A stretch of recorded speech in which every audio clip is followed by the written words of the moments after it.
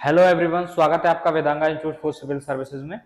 कुछ दिनों पहले ही जब डोनाल्ड ट्रंप यूएस का इलेक्शन जीते थे तो उन्होंने क्लियर किया था कि जब वो यूएस के राष्ट्रपति बन जाएंगे तो चाइना पर 10% अतिरिक्त टैक्स लगाएंगे। और ब्रिक्स की करेंसी को लेकर भी उन्होंने कुछ स्टेटमेंट दिए थे कि ब्रिक्स की कंट्रीज अगर डॉलर को यूज नहीं करेंगे तो उन पर 100% उनका जो सामान यूएस के अंदर आता है इंपोर्ट होके उस पर 100% टैक्स लगाएंगे ताकि यूएस के अंदर वो सामान न बिक पाए। ये चिंताएं कई देशों की थी। रूस और चीन के लिए तो चुनौती बनता ही जा रहा था क्योंकि रशिया के संबंध अच्छे नहीं है। भारत के लिए भी चिंता का विषय था क्योंकि भारत भी ब्रिक्स का एक पार्ट था। लेकिन अभी आज खबर आ रही है निकल के कि चाइना ने जो है एक बड़ा प्रतिबंध यूएस के ऊपर लगा दिया है। और वो प्रतिबंध क्या है आप देखिए कि why China has banned export of some rare minerals to US. US के लिए जो रेयर मिनरल्स होते हैं उनके इंपोर्ट को एक्सपोर्ट को कहिए तो पूरी तरीके से बैन कर दिया। और ये बैन इमीडिएटली लागू होगा, तुरंत लागू होगा। आपके मन में ये प्रश्न जरूर होगा कि आखिर ये रेयर मिनरल्स क्या होते हैं और इनका यूएस पर इतना क्या बड़ा प्रभाव पड़ेगा कि यूएस के लिए कोई प्रॉब्लम क्रिएट हो जाए, वो भी इनके बैन लगाने से। चाइना के बैन से यूएस को इतना बड़ा देश है और पूरी दुनिया में एक तरीके से ये बात साहब करता है, उस देश के लिए चाइना का ये बैन कैसे समस्या खड़ी कर सकता है। सबसे पहले देखिए मिनरल्स जिनकी लेकर बात चल रही है, हालांकि बहुत सारे मिनरल्स पूरे वर्ल्ड में हैं, लेकिन उनमें से कुछ मिनरल्स ऐसे होते हैं जो कि आज के जमाने में, आधुनिक जो जमाना है उसमें एक बड़ी भूमिका निभाते हैं। क्योंकि ईवी इलेक्ट्रॉनिक व्हीकल्स आप देख लीजिए, जो कुछ भी चल रहा है वो चिप से चल रहा है। हर कुछ आपका कंट्रोल किया जा रहा है, चिप के माध्यम से किया जा रहा है। इस समय पर वर्तमान जो युग है और खासकर आने वाला जो युग है जिसको एआई की बात कर रहे हैं, आर्टिफिशियल इंटेलिजेंस, उसमें इन मिनरल्स की बहुत बड़ी भूमिका जो है होने वाली है। सबसे पहले तो देखिए इसमें गैलियम है, एटॉमिक नंबर इसका जो परमाणु क्रमांक है वो 31 है। एक सॉफ्ट है और सिल्वर टाइप का जो मेटल होता है, सिल्वर कलर का होता है और एल्यूमिनियम की तरह ये दिखता है, ठीक है। और ये जो है कमरे के ताप पर ही जो है मेल्ट हो जाता है, गल जाता है। दूसरा है जर्मेनियम। जर्मेनियम का एटॉमिक नंबर 32 है, ठीक है, और ये भी व्हाइट कलर का होता है। एंटीमनी जो है ये तीसरा मेटल है जिसका एटॉमिक नंबर है 51।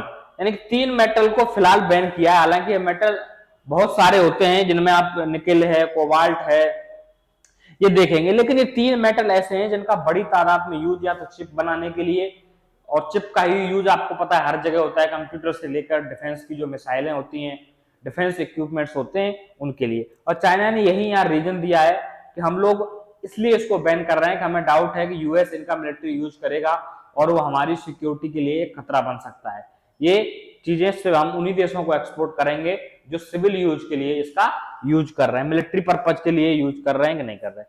इनका सिग्निफिकेंस क्या है, इनकी जरूरत क्या है मेटल्स की, मैंने आपको बताया कि मेजरली इनका जो यूज होता है ईवी बैटरी बनाने में और चिप्स बनाने, चिप जो होती हैं आपकी कंप्यूटर की जो चिप होती हैं, वो स्टोरेज चिप होती हैं, वो ये लगभग सारी चीजें इससे बनती हैं। अब यूएस के लिए खतरा क्या है? देखिए यूएस के लिए खतरा इसलिए है कि चाइना जो है इन 2023 की रिपोर्ट है, उससे पहले भी आप देखिएगा तो दुनिया का सबसे ज्यादा जो है इन मिनरल्स को, रेयर मिनरल्स, सारे ही जो रेयर मिनरल्स हैं उनको उत्पादित करने वाला दुनिया का सबसे बड़ा उत्पादक है। और बड़े उत्पादक के साथ साथ मार्केट पर भी कैप्चर ज्यादा है, लगभग 80% के आसपास, 85% के आसपास उत्पादन अकेला चाइना करता है। इसलिए इस फील्ड पर अकेले चाइना की जो है बादशाहत है।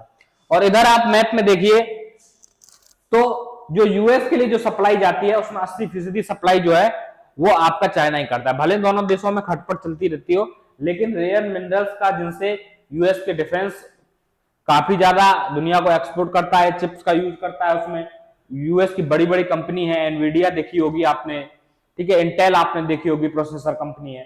तो सब कुछ यहीं से जाता है चाइना से, और चाइना ने इसको इमीडिएटली बैन कर दिया है, ठीक है।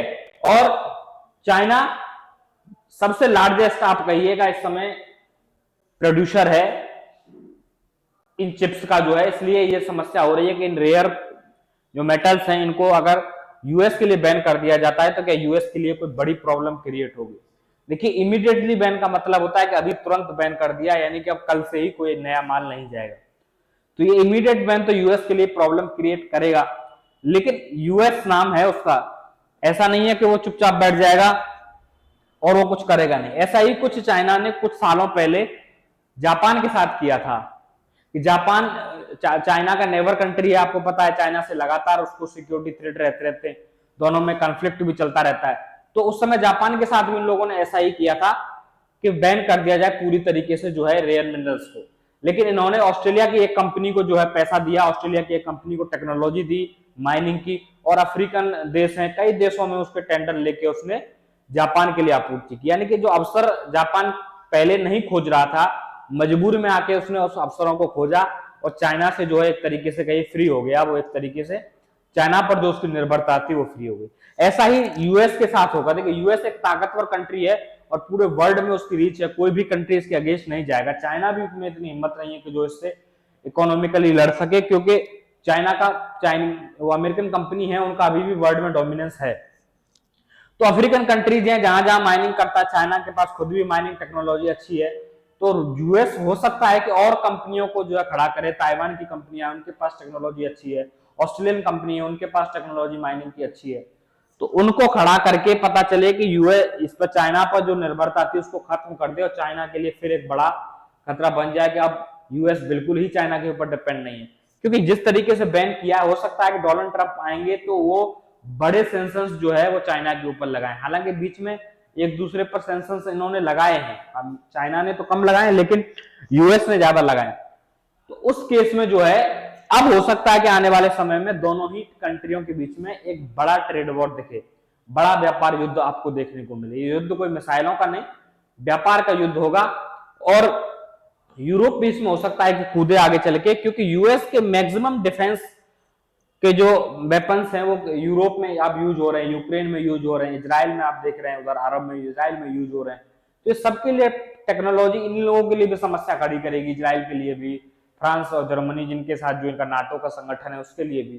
तो विकल्प तो ये तलाश कर लेंगे। यूएस है, इतना कमजोर कंट्री नहीं है। हाँ, भारत होता तो भारत के लिए शायद समस्याएं ज्यादा बड़ी होती, लेकिन अभी तक भारत के साथ ऐसा हुआ नहीं, क्योंकि चाइना को कोई तो पार्टनर चाहिए जिसके लिए बेचे। सबको बैन ही कर देगा तो फिर बेचेगा किसके लिए? क्योंकि मैक्सिमम टेक्नोलॉजी इन्हीं कंट्रीज के पास है, कंप्यूटर बनाने की, चिप बनाने की। अब यही देश अगर नहीं, इनके पास नहीं होगा तो फिर कौन? अफ्रीकन कंट्रीज के पास तो टेक्नोलॉजी है नहीं। और लोग अगर चाइनीज प्रोडक्ट का बहिष्कार करने लग जाएंगे, नहीं खरीदेंगे चाइनीज प्रोडक्ट को, तो फिर भी यह समस्या चाइना के लिए खड़ी होगी। तो ये अभी तक का जो ट्रेड वॉर एक तरीके से ये सिचुएशन दोनों देशों के बीच में खड़ी हो चुकी है। प्रेजेंट में अमेरिका के लिए जरूर एक चिंता का विषय हुआ कि वो कैसे इतनी जल्दी विकल्पों को खोजेगा, लेकिन देखना होगा कि किस तरीके से अमेरिका इसको टैकल करता है और क्या कुछ नए सैंक्शंस अमेरिका लगाता है। हालांकि इस पर ज्यादा जो क्लियरिटी है यूएस चाइना रिलेशंस पर, वो डोनाल्ड ट्रंप आने के बाद, यानी कि 25 जनवरी के बाद ही कुछ पिक्चर क्लियर होगी कि आखिर यूएस क्या करने जा रहा है। आने वाले 4 साल में यूएस की पॉलिसीज चाइना के प्रति क्या होंगी, इंडिया के प्रति क्या होंगी, ये दिखाता है। लेकिन यूएस ने कहीं ना कहीं प्रतिबंधों की जो बात की है डोनाल्ड ट्रंप ने, उसका प्रत्युत्तर चाइना ने दिया है कि अगर और ज्यादा तुमने हमारे ऊपर कोई सैंक्शंस लगाने की बात कही या हमारे जो माल है उस पर आपने टैक्सेस बढ़ाए, तो फिर हम भी आप पर इस तरीके के बैन लगा सकते हैं जिससे आपके लिए समस्या खड़ी हो जाए। तो आने वाले समय में ये सिचुएशन तो बिगड़ने वाली है। चाइना और यूएस के बीच में एक बड़ा ट्रेड वॉर होने वाला है आने वाले समय में, आने वाली जो 4 साल हैं ट्रंप सरकार की। ठीक है, बाकी कोई अपडेट अगर आएगा तो आपसे नेक्स्ट वीडियो में मिलेगा। इस वीडियो में बस इतना ही, तब तक के लिए नमस्कार।